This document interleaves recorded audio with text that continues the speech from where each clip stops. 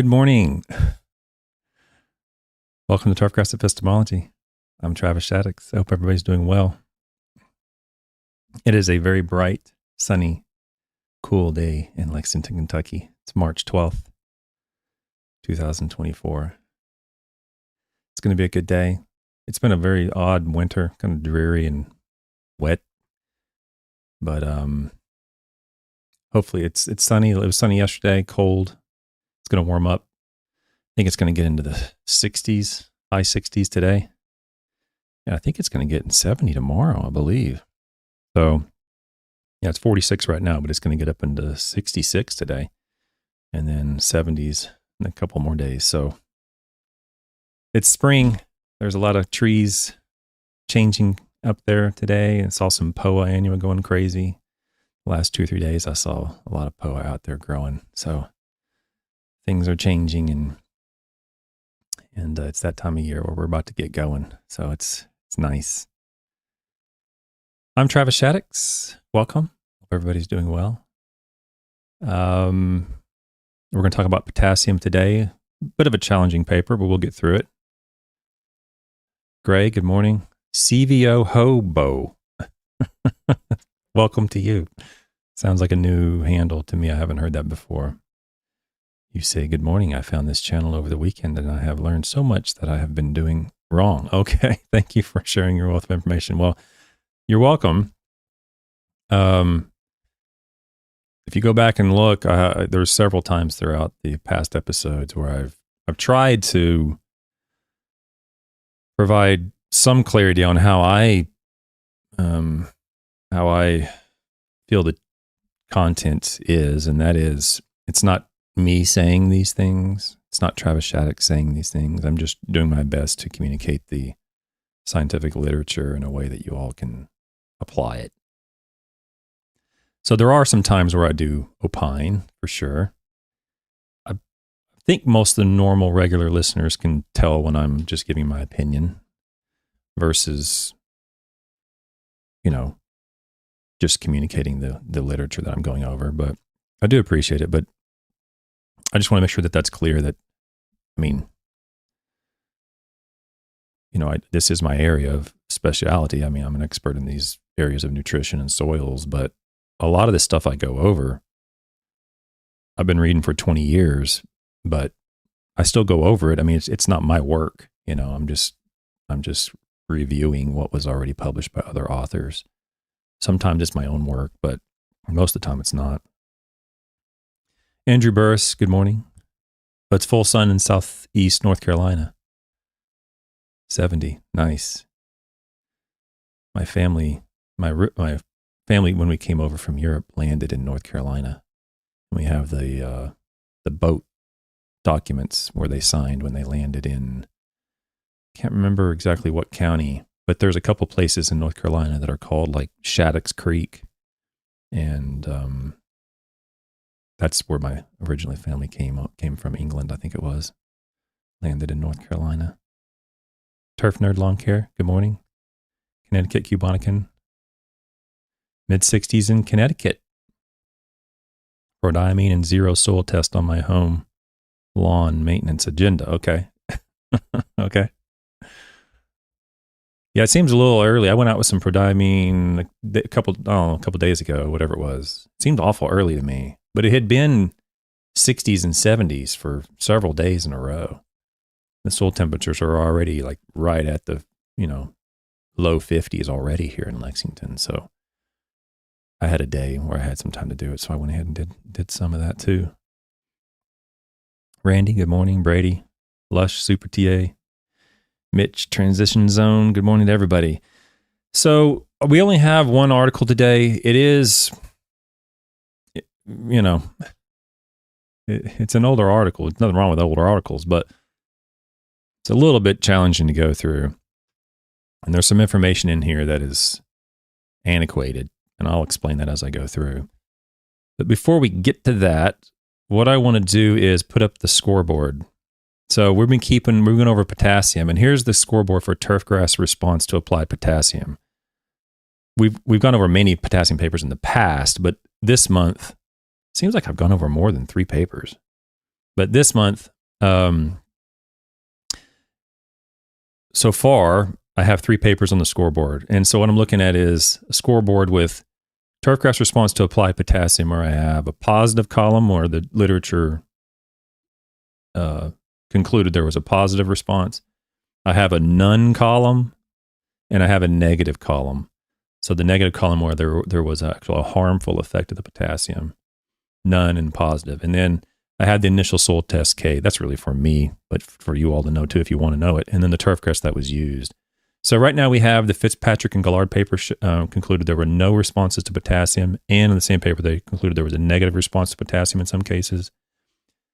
But they didn't conclude that potassium had any beneficial response. And that was on Kentucky bluegrass with a modified Morgan extract of 75 parts per million. Ebden and his team up in the Northeast concluded there was mostly no response to potassium. Then there were some negative responses to potassium, but there was one positive response to potassium when the potassium was applied with nitrogen at 7 pounds a N on perennial ryegrass, which again, I don't think we would normally do that. But when potassium was applied with nitrogen less than 7 pounds, there was no positive response. But I put that in the positive column because there was one little area where there was a positive yield response. So the growth increased when it was applied with 7 pounds of nitrogen, but not with less than 7 pounds of nitrogen. So I would mark that as a questionable positive response, but nevertheless, it was in the positive column. And that was with a Morgan extract of 119 parts per million. And then yesterday's paper was the Johnson 2003 paper with creeping bentgrass in Utah, where they used Olson, and the potassium level was 16 parts per million. And they didn't report any positive response to potassium. Most of the time they reported it was no response. And then in the same paper, there was a negative response. And if I recall, that was due to the phytotoxicity of the potassium application that actually burned the grass. Today, we're going to go over a paper that uses ammonium acetate at 15 parts per million. This is an older paper in the 70s. So at that time, there wasn't the soil tests that we use today weren't quite as prevalent, like the Malix and so forth. And it's on creeping bentgrass. And there were some positive responses in this paper, but before we get there, I'll go over the paper. Okay, so that's the scoreboard. We have 1 in the positive column, 3 in the none column, and 3 in the negative column. Okay. If I had a crystal ball or some sort of time machine or something, I'd want to know how it got to this point in turfgrass management with potassium. Someone's got to know. Someone's still got to be alive that can tell me, how did we get to the point where we're applying so much potassium if the majority of the literature shows there's no responses to potassium or negative responses to potassium? Occasionally there'll be positive responses to potassium, as I will eventually get to with winter kill. There's clearly evidence to support the application of potassium on low K soils whenever winter kill will likely occur. We'll get there. But there's so much in the literature about no responses. Nothing happens. Or there's a burn, or there's a reduction in quality, or a reduction in density, or whatever. Or there's an increase in disease when you apply potassium compared to if you don't apply any. So if I had a crystal ball, or I had some way of knowing, if there was some way to know, how do we get to this point? I'd like to know that. It's just bizarre to me. So that's my preamble. Let's get into the article, because it is a bit challenging. Every now and then we run into one of these articles that is, there's nothing wrong with the data per se. It's just it's just challenging to read through the way it's formatted. The article is entitled "Effect of Nitrogen Source, Potassium Source, and Potassium Rate on Soil Nutrient Levels and the Growth and Elemental Composition of Pen-Cross Creeping Bentgrass" by Waddington, Moberg, and Deutsch. I don't know how to pronounce that word. This was published in Agronomy Journal in 1972. So what we're going to find in this paper is there's one or two. I don't want to say it this way because Waddington was a really good researcher and they did a lot of really good work, but I just want to be careful so someone not to misinterpret this, is that there's one or two sentences and paragraphs in here that are not true. But back then in the 70s, it was almost considered common knowledge or general knowledge. But since then, there's been so much work done that we've determined that it's not true. So it's not really the author's fault per se. But I wanted to use it as an example to make sure everybody understands is that when something is in the literature, the scientific literature, in Agronomy Journal, which is a top tier journal, it doesn't mean that it's true. Oh, it's in Agronomy Journal, therefore it must be true. It's in Crop Science, it must be true. Okay, there's just a much greater probability that we should have confidence in the information than not. But it can still be eventually determined to be not true. Okay. And that's what we'll find in this paper a little bit. There's only one or two things like that in here. But more importantly, the challenges I find with this paper is that they report data in the way similar to what other authors did in the 70s, where they look at like frequency of differences rather than showing, turf quality reductions or turf quality increases in response to potassium. They'll just say the number of times that it did differ. And I was reading this article and they show some positive responses, or they indicate there's a response. They just say there's a difference, so there's a response to applying potassium than when not. And I'm like, well, that's curious because you don't see that a whole lot, And then as I kept reading through it, they have a sentence or a paragraph in there. I'm like, oh, okay, that's what happened. So stay tuned. We'll get to it. All right, here we go. So the relationships between soil nutrients, applied fertilizer, and turfgrass response are important in planning fertilizer programs for turfgrass areas. Nutrient levels and balances of plant nutrients not only influence turfgrass growth and color, but also have been shown to influence turfgrass tolerance to both high and low temperatures, incidence of turfgrass diseases, invasion of weed species, and recovery following injury from these and other causes. So right here, you can kind of infer what I'm saying when I say there's some information here that's antiquated and just not true at the moment, not true. When he says nutrient levels and balance of plant nutrients. Man, hang on one second here. My ink color is all screwed up lately. So the balance of plant nutrients is what is used by charlatans in our industry to convince you to buy their products. And they're things like base count and saturation. They'll say, well, your calcium's too low or your calcium's too high compared to magnesium. Or your magnesium's too low, so you got to apply, magnesium, or magnesium's too high, so you got to apply calcium. And you should have a great deal of confidence that when you're speaking to someone who's telling you that, either they're just sincerely indoctrinated and they don't know the literature, or they do know the literature and they're intentionally deceiving you. Though one of those two things is probably true. Okay. Because there's so much overwhelming information and evidence to refute this whole balanced plant nutrient nonsense that it's laughable at this point. It's asinine to even consider it. But we'll get to it. And there's a paragraph down in here later where he makes a claim, or not a claim. He just says it with such presupposition that it gets into the literature, and then you can read it and go, well, if you're unfamiliar with it, then you can read that and believe it's true. And I'll get to that here. It's sort of towards the end of the paper. The purpose of this study was to determine the effects of 5 nitrogen sources, 2 potassium sources, and 3 potassium rates on soil nutrient levels and the growth and elemental composition of pin-cross creeping bentgrass. Now, he's going to show a lot of tissue analysis in this paper. I'm going to show a little bit of that just because I think it's important, particularly with sodium. But beyond that, I'm not overly interested or concerned about tissue analyses in terms of its practical application or importance to you all. Okay. It's important to me and scientists to kind of figure out what's going on and all that stuff. Occasionally it can be used and applied in the real setting, but not that much. And so I'm not going to go into a great deal of detail on the elemental composition of these nutrients. The experimental area consisted of 6-year-old stand of pen-cross creeping bentgrass maintained under putting green management. The turf was established on a Hagerstown silt loam and a mixture of sand, Hagerstown soil, and peat. And remember, this is pre-USGA spec greens. This is in the 70s, early 70s. So today's USGA construction of putting greens, that's commonplace, didn't exist to the same extent back then.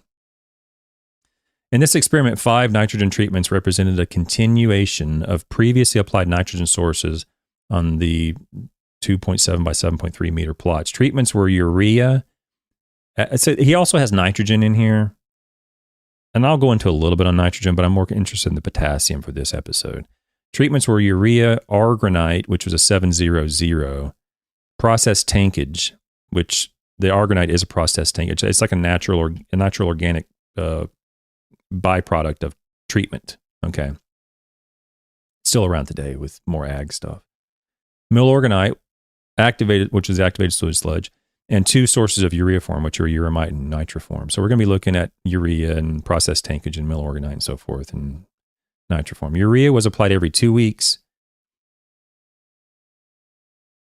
And 12 or 13 equal applications per season, and the natural organics were applied every 4 weeks, which was 6 or 7 applications per season. I think that means per year. No, I guess it could be per season. Yeah, per season. 12 weeks. Yeah, per season. Okay, total nitrogen applied in 1966 through 1969 was, and he has these things he has these units in R's. It's driving me nuts. But anyway, the total nitrogen applied in 1966 through 1969 was, say, 7 pounds of nitrogen. Well, around 7.5 pounds of nitrogen. Oh, well, there we go. He transferred it into English. So 7, 8, 8, and 6.5 pounds of nitrogen per 1,000 square feet in 66, 67, 68, and 69. So around 8 pounds per year in each year.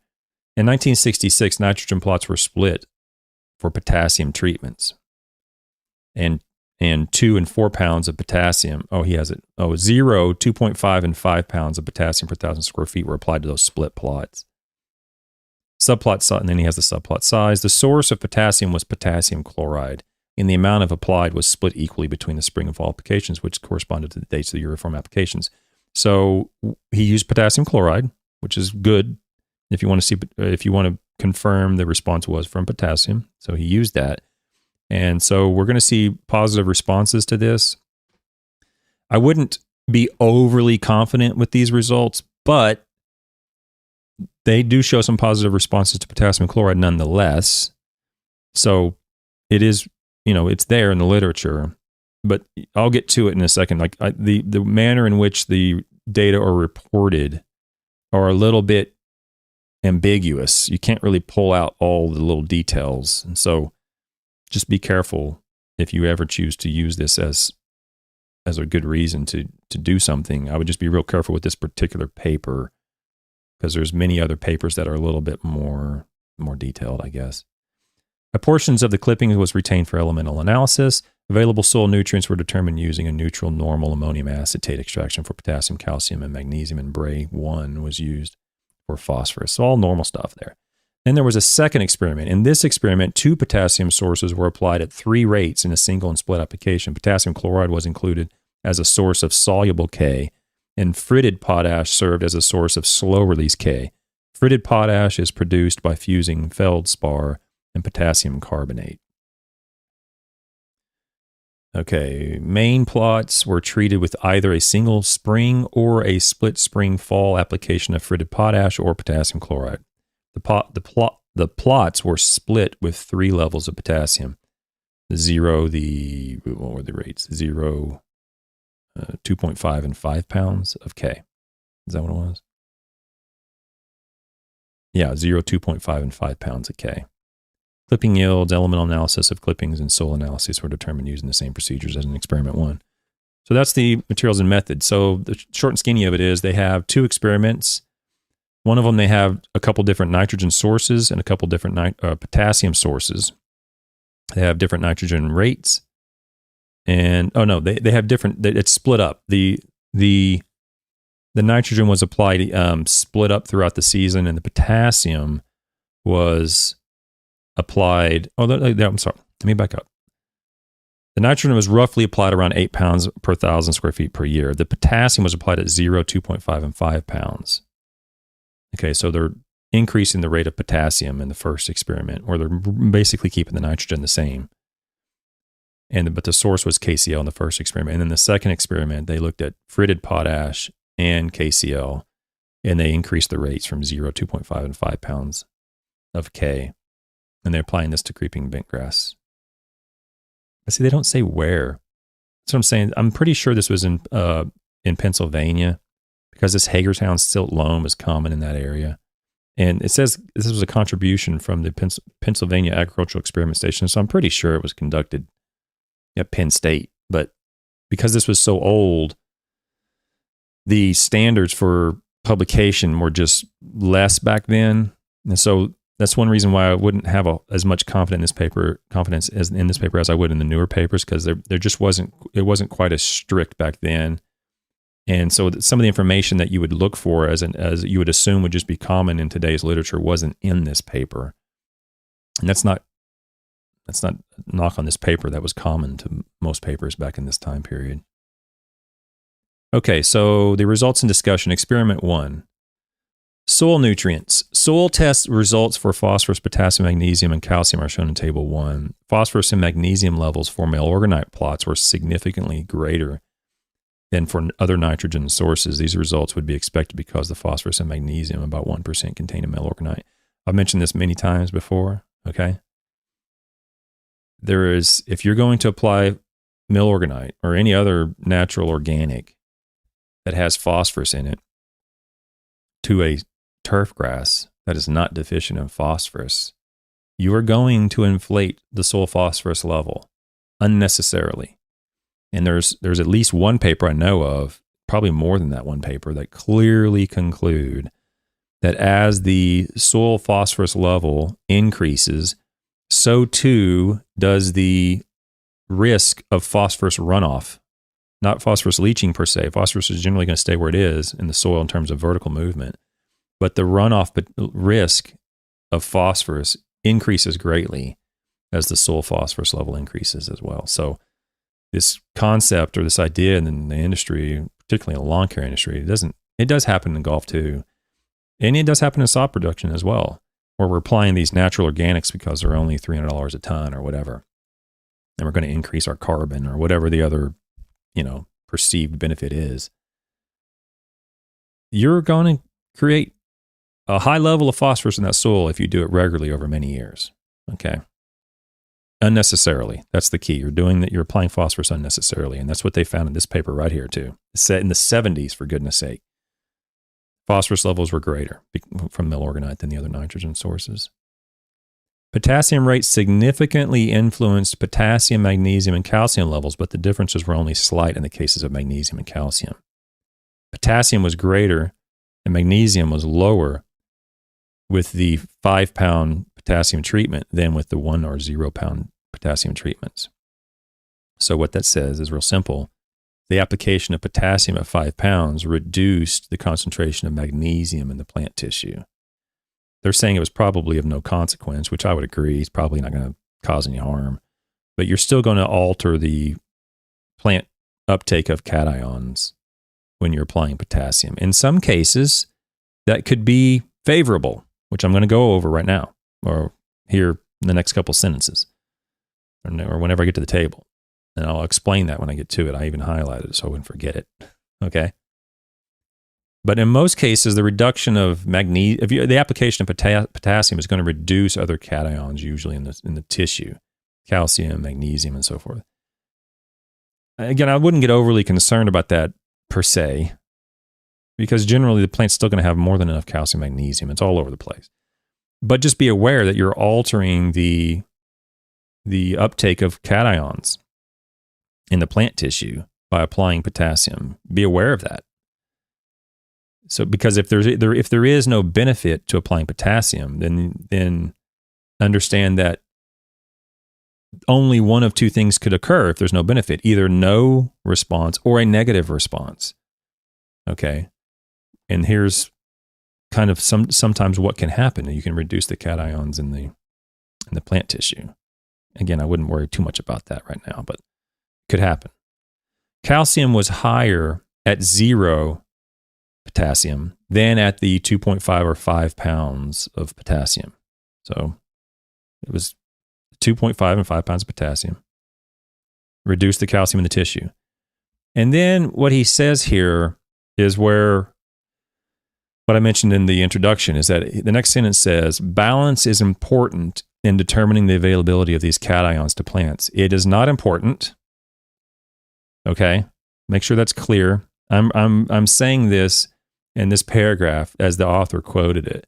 But understand, even the investigator, the researcher who's responsible for the base cation saturation ratio theory, in the same year, 1945, I think it was, end of World War II, in the same year he published the article saying that cations should be balanced, he also published another paper that said, well, as long as there's enough in the soil, the balance is unimportant. In the exact same year, from the exact same author. Okay? Berman Bear.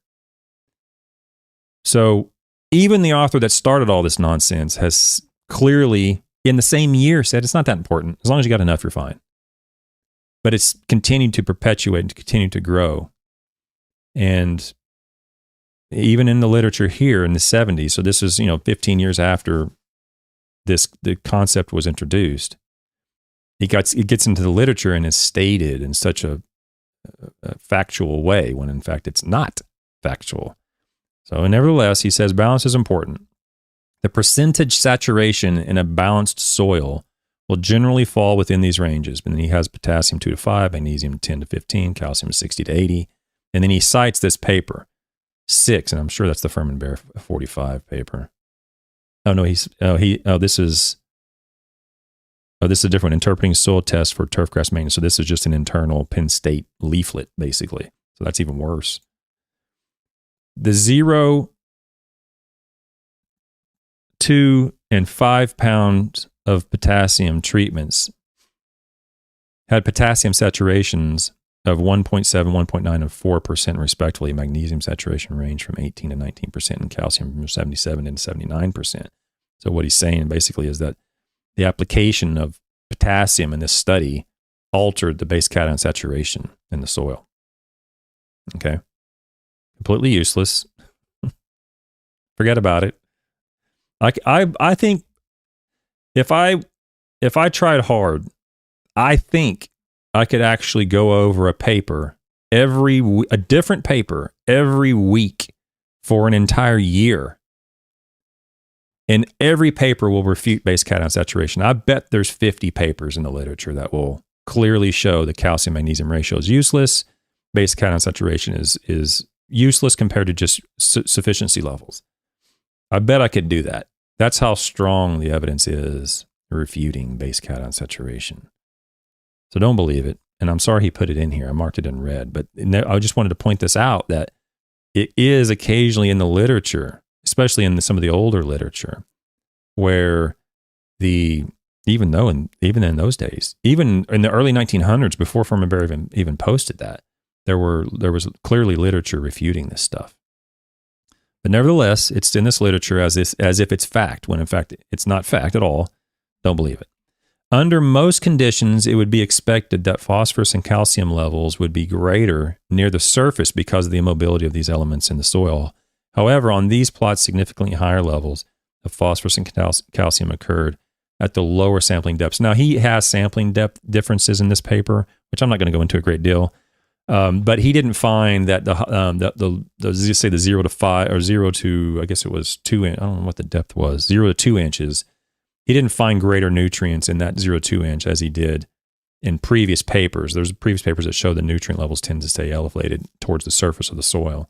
And he didn't really find that. And he kind of postulates as to why that might occur. If you want to read about that, you can download the article and read about it. I'm not going to go over it. Potassium content tended to increase, and calcium and magnesium tended to decrease with time and the plots receiving potassium fertilization. Okay? So basically, over time, Potassium went up in the soil and calcium, magnesium went down in the soil. Okay. From the data on elemental analysis, tables 2 and table 3, the following observations can be made. See, that's what I'm saying. I don't mean to be like picky, but it's like we don't use that language nowadays. It would never be allowed in the literature today, saying tended to do this and the observations can be made. You either conclude it or you don't conclude it, whatever the results were. So that's what I'm saying. Be real careful about taking too much of this information and using it.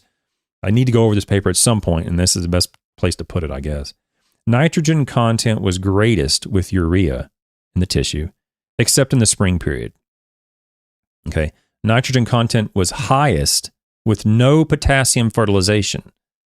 So if you want to mark it down as a negative, I don't know if it's a negative or not, but as potassium increased, the nitrogen content in the tissue decreased.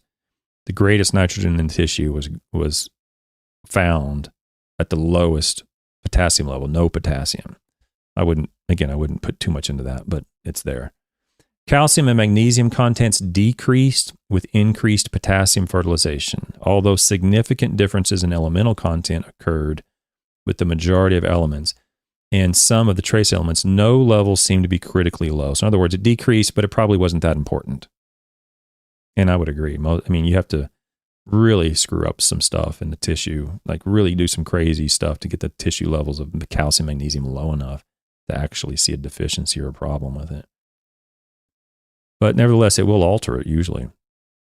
Growth and color. Clipping weights were significantly affected by both nitrogen source and potassium rate. So here's where I have to include this paper in the positive column, because he says right here, clipping weights were affected by potassium rate.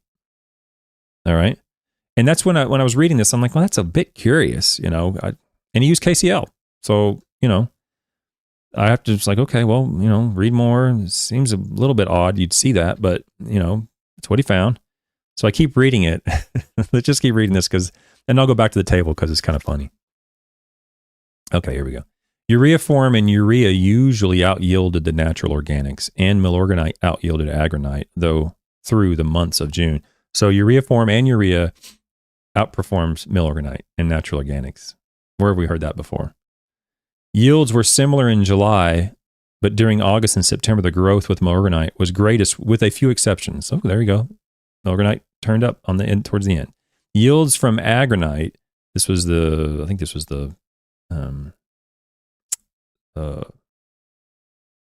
process tankage. I think that's what that was. Yields from agronite plots were usually low, but they out-yielded the others on 2 August dates. So occasionally it was greater, so occasionally it wasn't. The greatest increase in yield due to potassium fertilization was between no potassium and 2.5 pounds, rather than from 2 to 5 pounds. So if you applied a little bit of potassium, they saw an increase. And we'll see that with the influence on winter kill as well.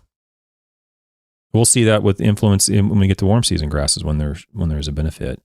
The greatest benefit is from 0 to just the smallest level, just any potassium. You don't need to apply 5 pounds, 7 pounds, 9 pounds of potassium. When you're going to see a turfgrass response to potassium, which is extremely rare, but when you're going to, it usually comes with just a little bit of potassium, not a lot. Okay? So I was reading this, and I was like, well, dang. He found a response, no problem. It is what it is. It's an older paper, no problem with that. The way it was done is a little bit odd, but okay, he saw a response. And okay, he saw a clipping yield response. And I thought it was a little bit odd. And I was like, but it happens. It's not common, but if the potassium is that low, then, it's possible you'll see a response to any element if it's so low that it's restricting its growth, right? And in this case, apparently it was that low. But I was reading through here, and then in the next paragraph, and I'm going to try to read this paragraph without laughing, but it's hard, okay? I'm just letting you know it's not easy, okay? Color response to potassium applications was noticed the first season and became more prominent in the following years. And I'm like, damn. So they saw the clipping weight response, and now they're saying a color response. And I'm like, that is strange. I was blown away when I read that sentence. I'm like, this doesn't make much sense, but whatever. So then I read the next sentence. Plots receiving no potassium had darker foliage than those that were fertilized with potassium. I mean, how many times have we seen this?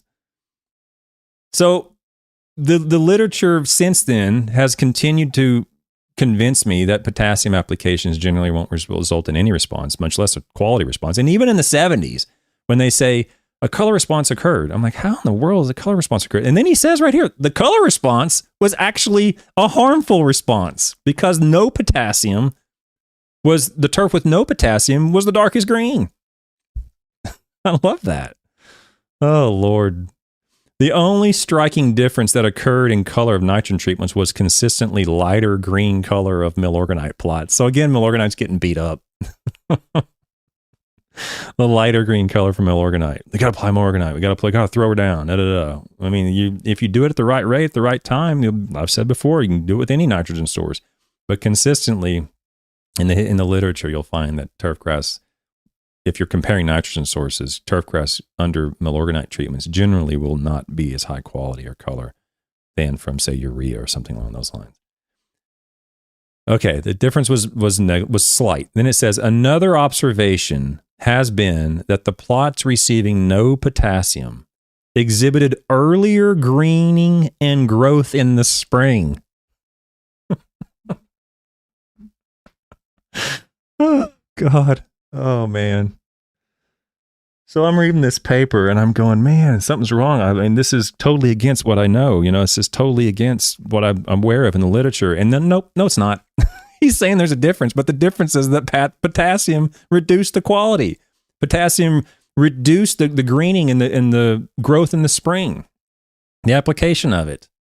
And here we are applying fertilizers in the fall, and we're coming out in fertilizers in the springs because we want that early spring green up. We want to be the first to green up, and it's really important. We got to get that extra week in the spring, and it's super important. And you're applying it with potassium on this bentgrass, at least, thinking you're going to increase the spring greening and the growth in the spring. And in fact, the potassium is resulting in the opposite effect, at least in this paper.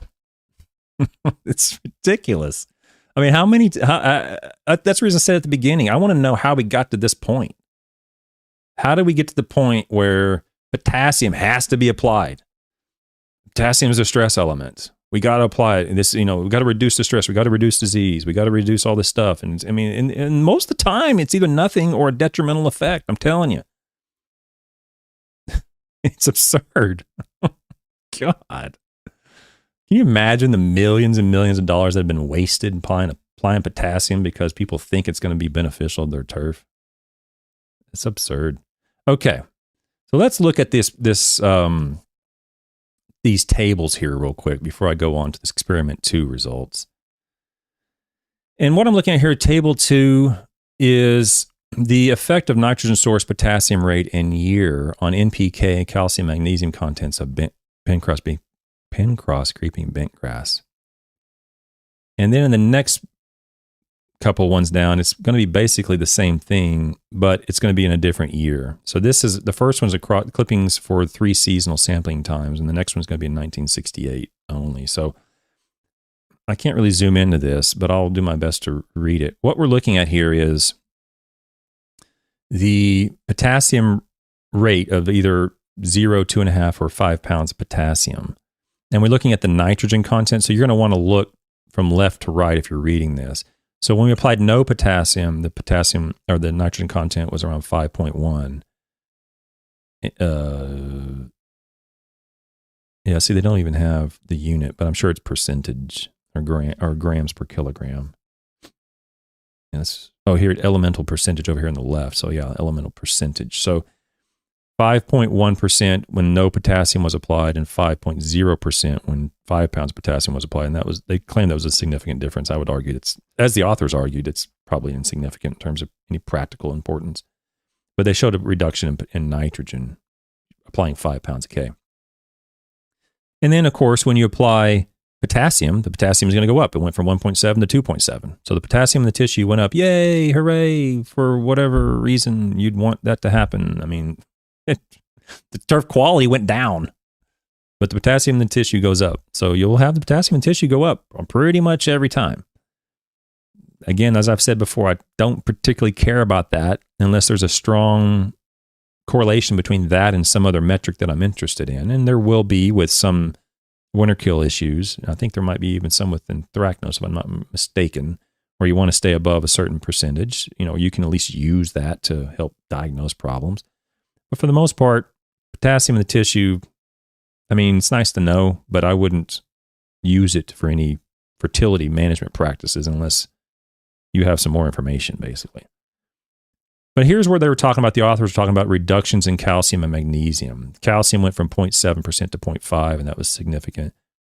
And the magnesium went from 0.3 to 0.2, and this was in the spring of over the three. I thought that was in the year, but that was in the spring. And you basically see the same thing in the following years, or the following seasons, in the summer and the fall. You'll see potassium goes up as potassium is applied. You'll see nitrogen goes down as potassium is applied, and calcium, magnesium go down as potassium is applied. Okay. But I do want to go down into the 1968 season because this isn't always necessarily a bad thing. The same thing occurs with nitrogen, potassium, and calcium, magnesium in 1968 growing season. Okay. Where you see nitrogen go down as potassium is applied from 0 to 5 pounds. Potassium go up, calcium, magnesium go down. Same thing as we've documented before. But this isn't always a bad thing. You see manganese go down as well. When you look down here, these authors also measured sodium. And sodium in the tissue with no potassium was around 300. That would be parts per, okay, yeah, it's over here. 300 parts per million. When you applied potassium at 2.5 pounds, that 300 declined to 80. And then when you applied 5 pounds, it declined to about 70. So you do see a decline in the leaf tissue of an element, in this case sodium, that we might desire. If you have high sodium in your irrigation water, or you just are plagued with sodic soils or high sodium in your soils to the point where it's actually harming your turf, or your turfgrass is unacceptable because of some sodium source. The concept has been around for ages of, well, you can apply potassium and it'll help alleviate some sodium issues. And as early as the 70s, they concluded or documented that indeed the sodium in the tissue will very likely decline when in the presence of potassium applications. So you're reducing the sodium to a very, reasonable level, 300 down to 70 by applying potassium. Okay. And that's pretty consistent in the literature as well. All right. I thought there was another one. No, there's not. But this was one of the earlier papers I can remember, I can recall that showed this reduction in sodium from following the application of potassium. Okay. So, and I got that question either on a live stream or on an email. I don't remember where. And I don't remember exactly how I even answered it, but I would say that there are good reasons to apply potassium when your turfgrass is unacceptable as a result of sodium. Now, you have to diagnose that. It may be unacceptable for some other reason. But if it is unacceptable as a result of sodium, then the application of potassium can help. Okay? Now let's go to where some of the stuff gets a little odd here, where they talk about frequency of significant differences in fresh clipping weights. And this is how they showed results in the past. They just showed like the number of occurrences, like the p-value was less than 0.05. And they did 21 sampling. Sometimes I kind of like this, but they did 21 samplings in 1966. 17 times the nitrogen source mattered. 9 times the K rate mattered. And then 17 samplings in 1967. Of those 17, 13 times the nitrogen source mattered, and 11 times the K rate mattered on clipping yields. So, and you'll see it's pretty consistent from 66 to 69, where nitrogen source and K rate mattered on clipping yield. But what they don't do is they don't provide the exact increase in terms of mass. They do show, you can infer that from over, you don't have to infer, you can actually see it over here a little bit, where they provide the data in a very peculiar way, where the average relative fresh clipping yields relative to 0 potassium, and it says 0 potassium would be set at 100, and then the potassium rate goes to 2.5 pounds and 5.5 pounds. You see the clipping yields go up to 113. So that means it went up 13% when it was 2.5 pounds a K, and it went up 23% when it was 5 pounds a K. Now they're going to conclude at the end that potassium really didn't have much of a meaningful effect on any of this stuff.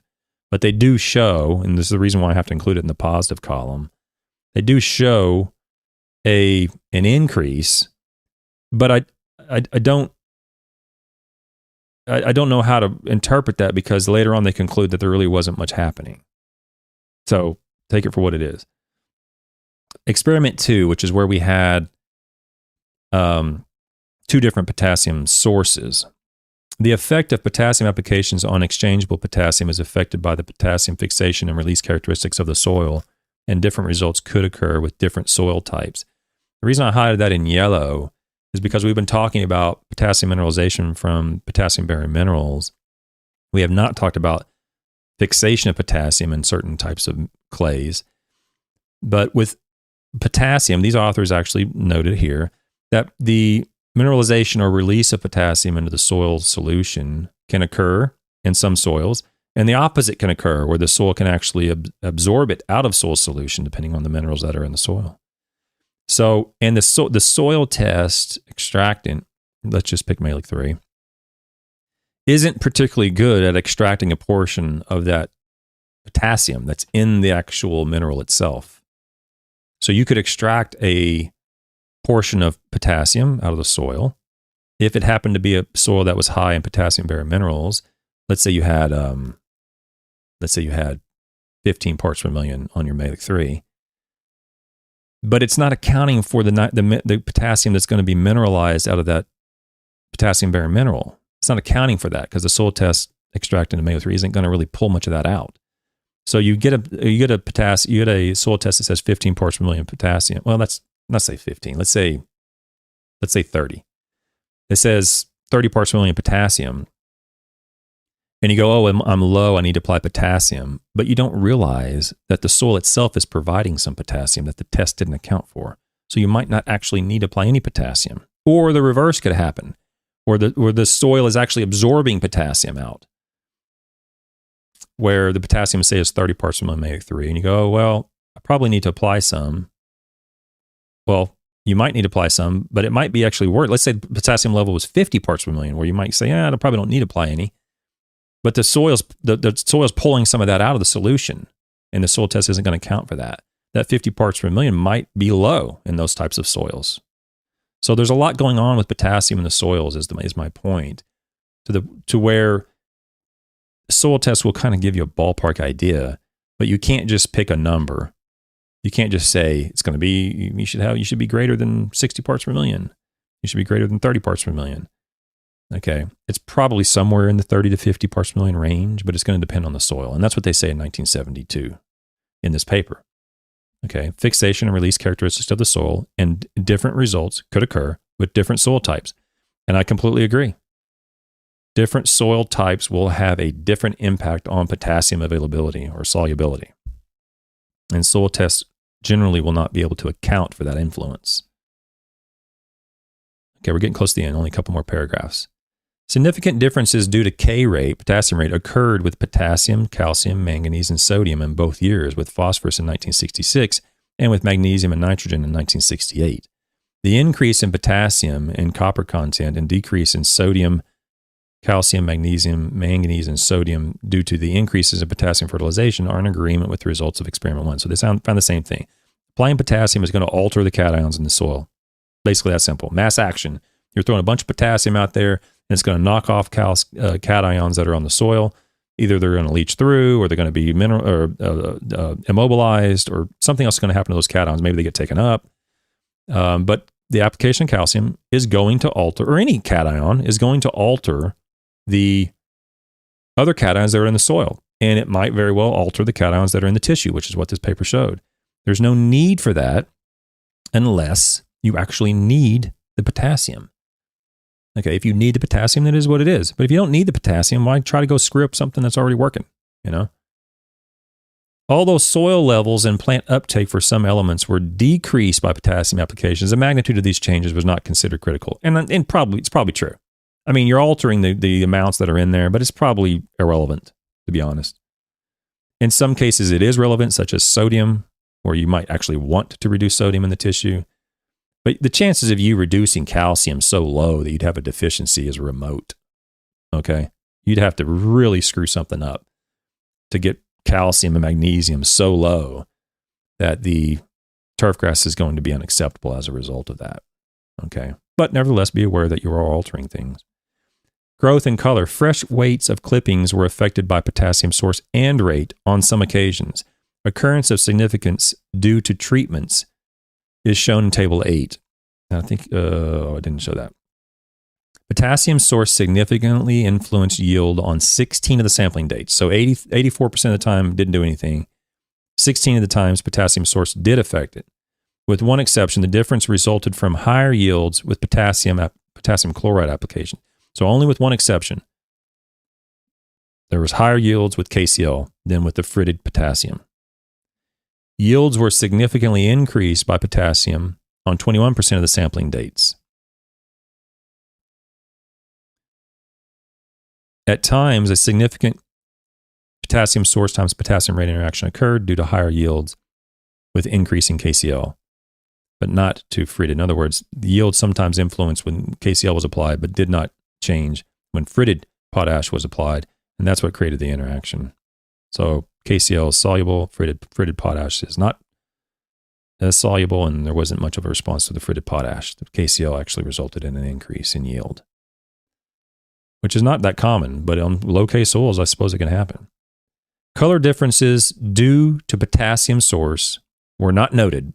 Again, as in experiment 1, a darker green color was observed on plots that received no potassium. So we got, since 1972, guys and gals, we have clear evidence in the literature that the color, at least of this creeping bentgrass, may be reduced as a result of applying 2 or 5 pounds of potassium per year. Just leave it alone, the turf would be greener in this setting. Okay, the clipping yield went up with KCl, which I don't know necessarily if you'd want that in all cases. You probably don't want clipping yields to go up that much. But clipping yield was influenced.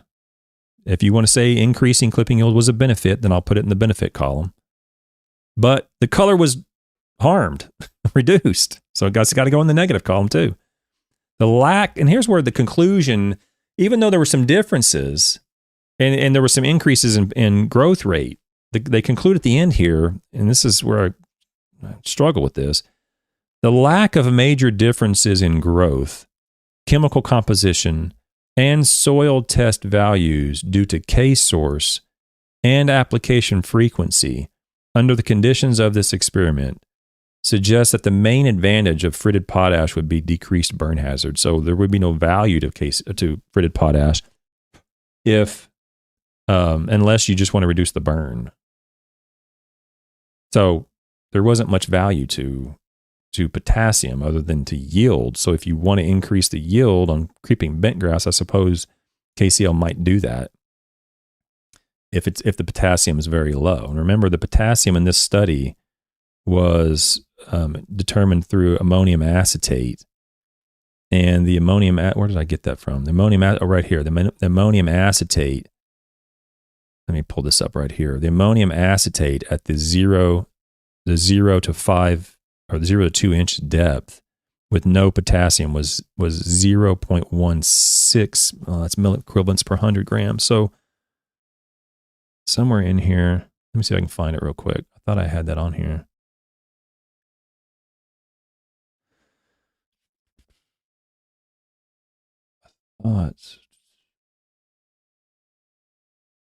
Well, I found it in here somewhere and I already put it on the PDF. Make sure I'm right. Make sure I'm right here. 15, I had it at 15 parts per million ammonium acetate, but can't seem to find it now in the. Oh, here it is. Oh no. Huh. I'm gonna have to delete that because I got it wrong on that one. But let me remove that because I don't know what it was. They had it in milliequivalents. I'm gonna put a question mark on that. Milliequivalents aren't exactly what I'm looking for on that. So the short and skinny of this paper is they did some nitrogen potassium work in, I believe, Pennsylvania, even though they didn't state it exactly. And they determined that the application of potassium at 0, 2, or 5 pounds of potassium per year actually did have an influence. It increased clipping yields, but decreased turfgrass quality. The potassium source KCl generally any result that did occur in terms of clipping yields resulted from KCl, not the fritted potash. Okay. That's the take-home message of this paper, guys and gals. So it goes both in the negative column and in the positive column. So let me put that on screen here. So I'm going to put this, which is Waddington 1972. So I'm going to put Waddington et al. 1972 in the positive column because it was yield, and I'll put yield. Okay. So that it wasn't quality, it was yield. And then most of the time nothing happened, which is I'll put it in nothing. And then there was a negative response to quality. So this fits all of them. So we have now 2 articles in the positive column. Both of them were a yield response. Oops. And we have 4 articles in the negative column and 4 articles in the nothing column.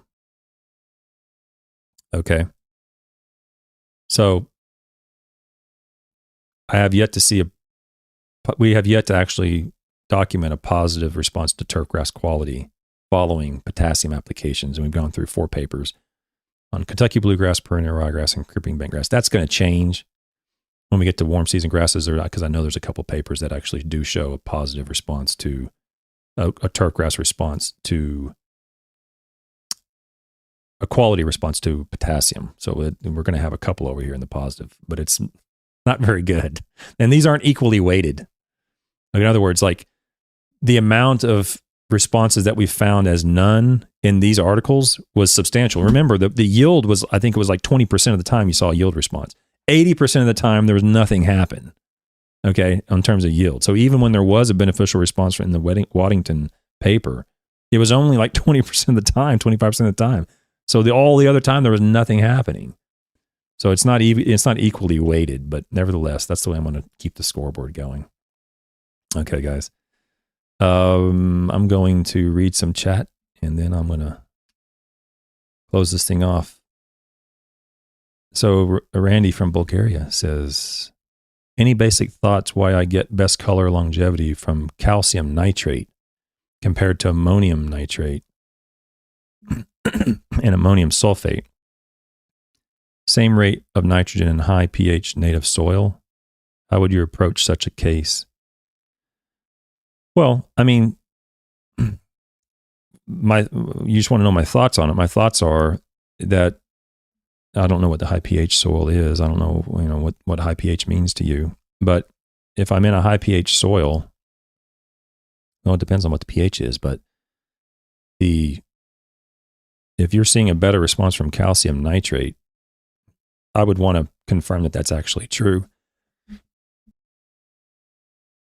other words, you may be seeing a better response from calcium nitrate, or you may not. Observations are very dangerous. They're very convincing. That's the reason they're very dangerous, because it might not be true. But you can get good turf from any soluble nitrogen source, basically, as long as you put it out at the right rate and the right timing. there's nothing wrong necessarily with calcium nitrate. It's an extremely expensive way to do it, but it has nitrate in it. You'll see a positive response to that, as you will from ammonium nitrate, as you will from ammonium sulfate, as you will from potassium nitrate. You'll see a response to those very well. So if your pH is 8, Randy, and you're applying calcium nitrate, I would ask why. I don't know why you'd be applying calcium nitrate at a pH of 8. But it's not surprising to me that you'd see a turfgrass response to calcium nitrate. No. But your question has a lot more to it than you might expect, and that is, you're convinced that you see a better response from calcium nitrate based on your experience, and it might be true. You very well could be true. But before I start going down the roads of trying to figure out what's going on and what's going on, how is this happening? I would want to actually confirm that that's actually what you're seeing. So a perfect example is, in the last year or two, the sulfur work that I was doing, I just was not convinced that the response could possibly be due to sulfate. Could not believe it. In fact, I was sitting at the on the plots with the saw producers saying, this shouldn't happen. This should not happen. Okay. It's very unlikely that this is actually happening. Even then, when I put it out myself and I saw a response, I'm like, I don't think that that's actually what's going on. But I was wrong. I mean, it was sulfate.